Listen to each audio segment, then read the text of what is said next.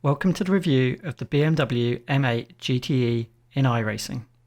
Okay, so let's start this review by discussing how this car looks.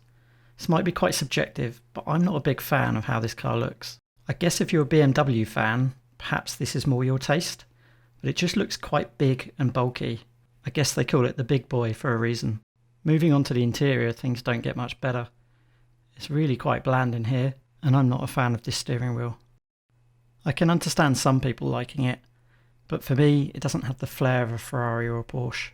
So let's see if it sounds better than it looks.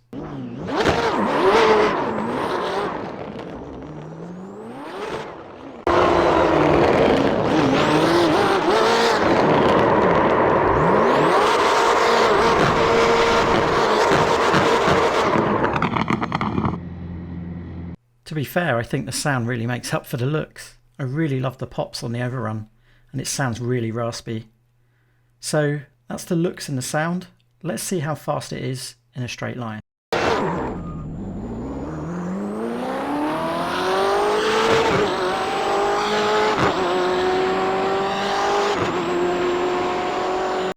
Okay, 0 to 60 in 3.41 seconds, but I think it bogged down a bit due to the traction control.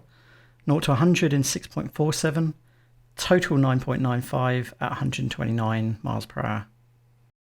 Okay, so looking at the leaderboard, it's ever so slightly slower than the Ferrari, but to be honest it bogged down, and it's amazing how close they really are. I think they're pretty much bang on exactly the same. So let's see if there's any difference in top end speed.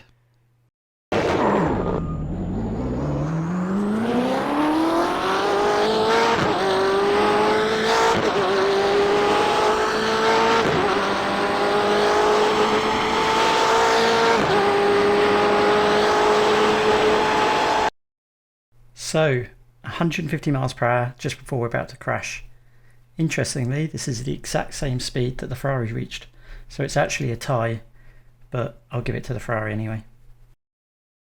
So moving on, let's answer the question that I don't think anybody's asking.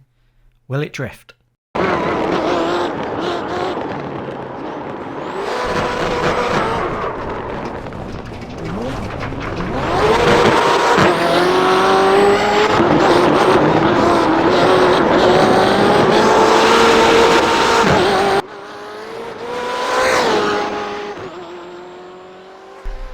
Okay, so let's talk about handling.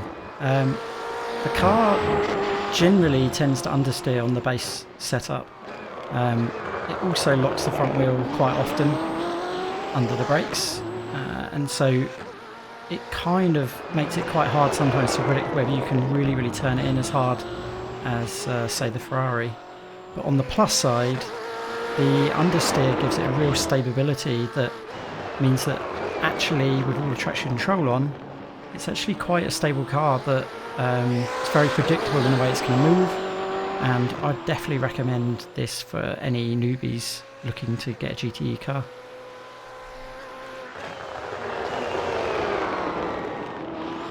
So I think it's time for us to try a fast lap and see how it compares to the Ferrari.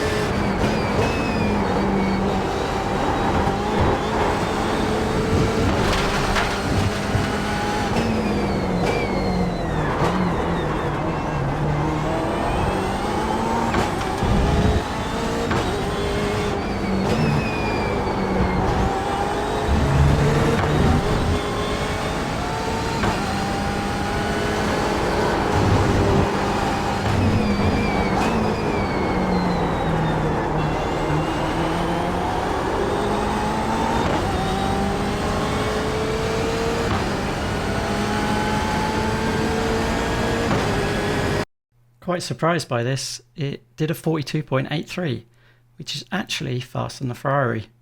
I think the stable nature of the car actually meant on this track you could actually go a lot faster because you could push a lot harder. So let's answer another question that I don't think anybody's asking.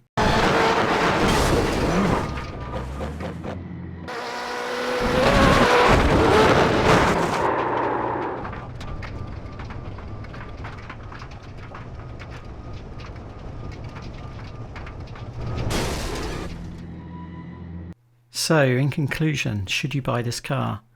Well, I think if you're a beginner, the car's stable nature will be good.